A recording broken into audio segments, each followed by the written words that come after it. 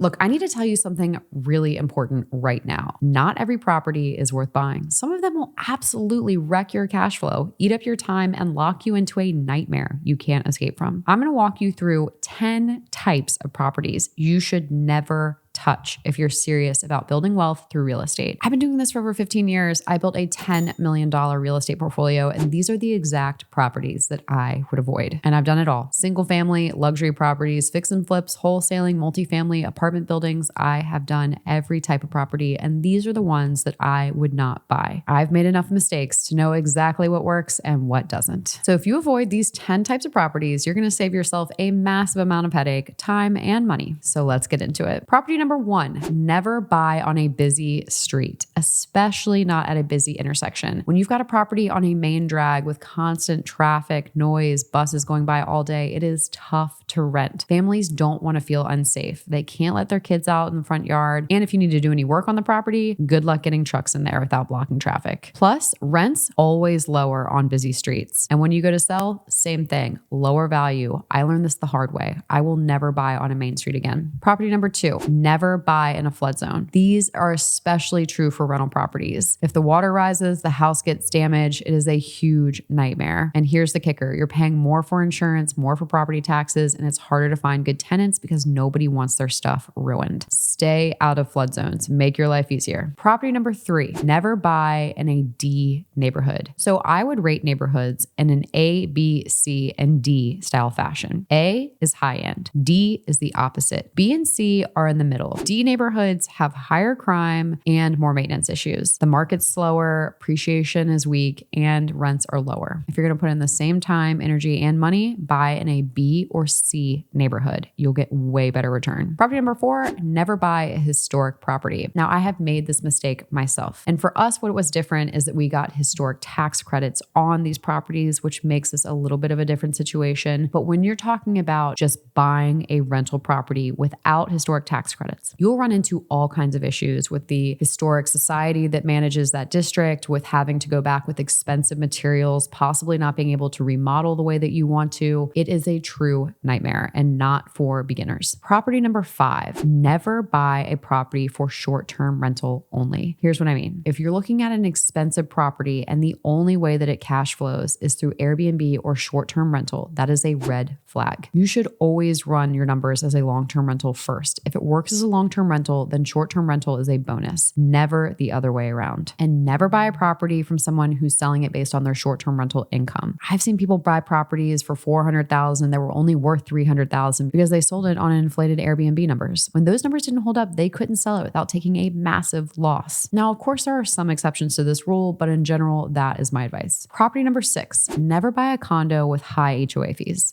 HOA fees should be proportional to the value of the property. If you've got a $300,000 condo with a $300 a month HOA fee, that's too much. Usually that means it's an older building with high maintenance costs. And here's the problem. You don't control when those fees go up. You don't know when they're going to hit you with a special assessment. And HOAs limit what you can and can't do with your property. Number 7, never buy a property with a bad design or bad floor plan. Curb appeal is everything in real estate, and some of it can be fixed and some can't. If you pull up to a property and it doesn't look good from the outside, you're not going to be excited to go on the inside. Same thing for renters. If the design is ugly and you can't change it, or the floor plan doesn't flow well, you're going to struggle to rent it and struggle to sell it. Don't force yourself to buy a property with bad bones. Keep looking. Property number 8, never buy next to a school. I learned this one the hard way. I bought a fix and flip next to a high school, beautiful remodel, but when I went to sell it, I didn't get a lot of buyers. Why? Because every morning at 8 a.m., there's a line of cars dropping off kids. Every afternoon at 2:30, same thing. People who don't have kids at that school don't want to deal with the traffic. Same thing for renters. If they're not excited about the location, you're not going to get top dollar. Property number 9, never buy the most expensive home in a cheap neighborhood. If you're buying in a D neighborhood, don't buy the nicest, most expensive property there just because you like it. You're not buying it for you. You're buying it as an investment. And if you overpay for the area, it's not going to cash flow. And when you go to sell, you're going to need to find another person willing to make the same mistake you did. Don't be that person. And number 10, never buy a luxury home for a rental. When you buy in the A neighborhood, the luxury market, you have to put more down, sometimes 50, 60, even 70% just to make it cash flow. At that level, it actually makes more sense to rent than to buy. You're not using your money efficiently. You're not getting the best ROI. Bonus tip, never go after cash flow only. A lot of people buy in D neighborhoods just for cash flow. They don't care about appreciation. But here's the truth. If you spread appreciation out over 10, 20, 30 years, the appreciation on a property in a good area is going to be worth way more than just cash flow alone. Find a market where you can get both cash flow and appreciation. That's where the real wealth is built. Real estate is the best vehicle out there for building long-term wealth, if you know what you're buying. Stay away from these 10 property types and you'll save yourself a ton of pain and money. If you found this video helpful, let me know down in the comments below. I read them all the time. Drop me a comment if you have a specific question or you want me to cover something specifically about real estate or wealth building. And make sure you subscribe so you don't miss another video. As always, guys, thanks for watching and we'll catch you on the next one.